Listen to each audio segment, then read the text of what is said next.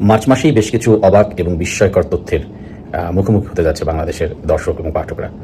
এটা এ অর্থে বলা, মার্চ মাস থাকবে বিস্ময় ভরা একটি মাস।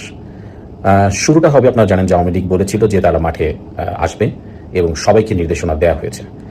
ওই যে বললাম যে ক্রিকেটে যেমন টেস্ট খেলা হয়, তেমন এই মাসটিকে আওয়ামী লীগ ধরে নিয়েছে একটি টেস্ট মান্থ হিসেবে অথবা টেস্ট মাস। এই মাসে তারা বিশ্ববাসীকে দেখাবে যে অন্তর্বর্তী সরকার তাদের উপর যে নিষেধাজ্ঞা দিয়েছিল, তাদের রাজনীতি করার অধিকার করতে দেয়নি, সেই ধারাবাহিকতা কি বর্তমান সরকার রাখছে নাকি উঠিয়ে দিবে না কি করবে, সেই অর্থে টেস্ট ম্যাচ।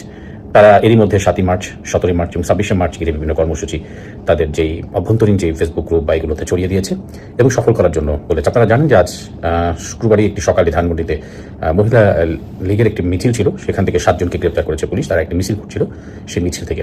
তো মার্চ মাসে এটি বেগবান হবে এবং সেক্ষেত্রে বর্তমান সরকার কি ইউনূস সরকারের মধ্যে ধারাবাহিকতা রাখে নাকি উদার রাজনীতি, তারা যেটা বলছিল সব দলের রাজনীতি করার অধিকার, সেটিতে তারা থাকে, সেটি মূলত দেখবার একটি সময় এসেছে। আরেকটি বিস্ময়কর বিষয় হচ্ছে যে এ মাসে আপনারা জানেন যে আওয়ামী লীগের সিনিয়র নেতা যারা আছে নাটক জেলে, তাদের জামিনের জন্য বেশ কিছু প্রক্রিয়া শুরু হবে। সেটিতে আসলে কেমন কি দেখা যায় সেটি একটি বিষয়। এবং যারা ভারতে রয়েছে আওয়ামী লীগের সিনিয়র নেতারা, তারা দেশে ফিরতে শুরু করবে এবং তারা আইনিভাবে মোকাবেলা করবে, ফলে তাদের উপরও কীরকম কি আচরণ করা হয় সেটিও একটি টেস্ট ম্যাচ থাকবে। এবং ওই যে বললাম 7, 17 এবং আপনার 26শে মার্চ, বেসিক্যালি 7ই মার্চ এবং 17 মার্চে ধানমন্ডি 32কে ঘিরে আওয়ামী লীগের পরিকল্পনা রয়েছে, সেখানে আসলে পুলিশ এবং সরকারের একটি ভূমিকা থাকে, সেটি একটি দেখবার বিষয়। এরপরের যে বিস্ময়কর মাস বলা হচ্ছে কেন, এখন পর্যন্ত যে খবর, প্রভাবশালী একটি দৈনিক ঢাকা আমার দেশ, সেই পত্রিকার খবর ছাপছে যে 12ই মার্চ যে জাতীয় সংসদের অধিবেশন বসতে যাচ্ছে, সেখানে রাষ্ট্রপতি যে বক্তব্য দিবেন সেটি আসলে বলা যেতে পারে একটা রাজসাক্ষীমূলক বক্তব্য তাদের পত্রিকার ভাষায়।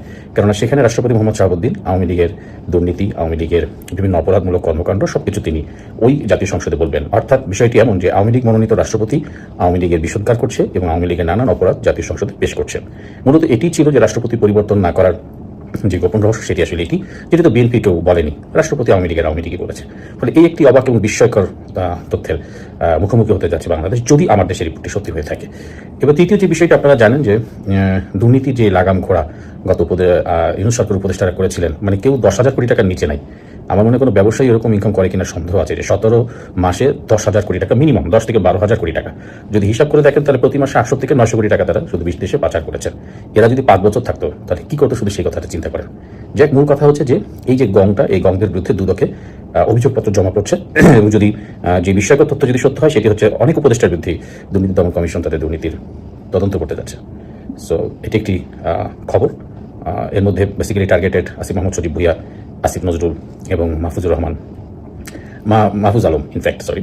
তো এইরা আর কি পুরো বিষয়টি আসছে। সাবেক যে তথ্য উপদেষ্টা মাহফুজ, তার কথা বলা হচ্ছে, এদের নামগুলো চলে আসছে দুর্নীতির তালিকায়। সো তাদের বিরুদ্ধে কি রিয়াক্ট, আপনারা দেখবেন যে হাসনাত সার্জিসের আবেশ বর্তমান সরকারের উপরে বিষোদ্গার করছে। এটি করছে মূলত যেন যে দুর্নীতির দুদককে দিয়ে যেন তাদের দুর্নীতির খবরগুলো না প্রকাশ করে, কারণ মানসিক চাপ করছে। কিন্তু সূত্রের খবর নিশ্চিতভাবেই এই গেল যে ইউনূস সরকারের উপদেষ্টাদের দুর্নীতির দুদকের জালে তারা ফাঁসতে যাচ্ছেন। সবটা আরও বিস্ময়কর তথ্য হচ্ছে ডক্টর মোহাম্মদ ইউনূসের বিরুদ্ধে রাষ্ট্রদ্রোহী মামলা এবং দুর্নীতির মামলা হতে যাচ্ছে। তো সব মিলে বলা যায় মার্চ মাস একটি বিস্ময়ের মাস হিসেবে অপেক্ষা করছে সবার জন্য। দেখা যায় সেই বিস্ময়ের মাসে বিস্ময়কর তথ্যগুলো